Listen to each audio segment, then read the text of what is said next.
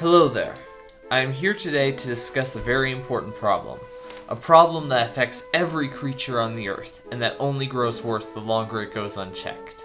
This problem is global warming.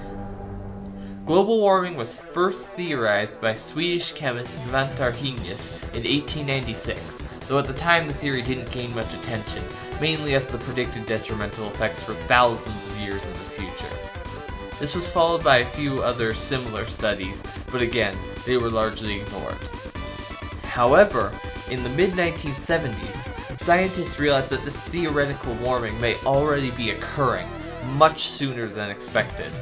Spurred by the threat of this danger, scientists continued to research these theories so as to inform the public. By the 1980s, global warming had become a prominent enough issue to gain significant political and public interest. And now, after decades of hard-fought arguments, the majority of people recognize that global warming is a fact and poses a serious problem that needs to be acted upon. However, there are still some who simply insist global warming isn't a problem or simply refuse to act. Our own President Donald Trump has previously called climate change a hoax perpetrated by the Chinese, while our EPA Director Scott Pruitt claims there's still much disagreement about whether or not humans cause global warming, so we shouldn't worry about it. Sadly, the longer this debate ensues, the worse the problem becomes. Most scientists already agree that the Earth will have exceeded 2 degrees Celsius of warming above pre-industrial times by the end of the century, and in parts of the US this could occur as early as the 2030s. With the situation here seeming so dire, you're probably wondering, what have we done about this? Well, the most recent attempt to halt global warming was the Paris Agreement. Ratified by 132 countries in 2015 and coming into effect late last year, the Paris Agreement had countries make pledges to reduce carbon emissions and increase those emissions every 5 years, with the aim of holding the increase of global temperature well below 2 degrees Celsius to about 1.5 degrees, recognizing that this would significantly reduce the risks of climate change.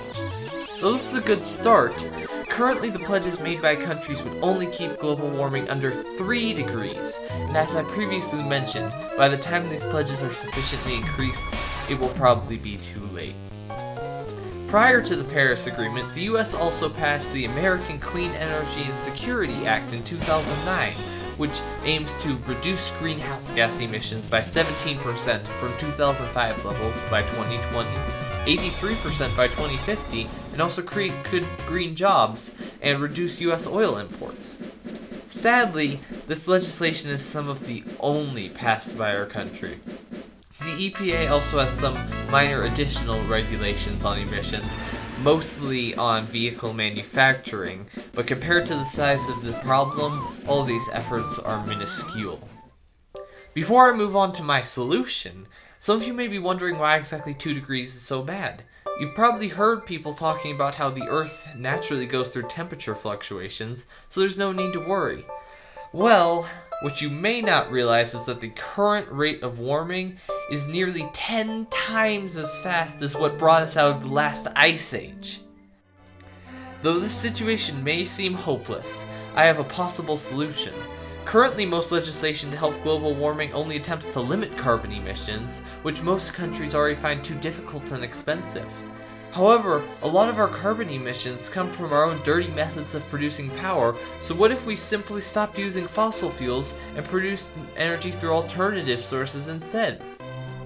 I propose that the US Congress should not simply limit emissions, but restrict the generation of power from fossil fuels entirely, and instead invest in clean energy, as with proper funding, solar, wind, geothermal, and other sources could easily power our entire nation. If the United States is willing to make this leap, then surely other more hesitant countries will follow, leading to a cooler, cleaner planet for everyone. Currently, the future may look bleak, but if we work together, it's still possible to change this. The climate of tomorrow is being shaped by the actions of today, and all it will take to save our future is implementation of this simple plan by our government and others around the world.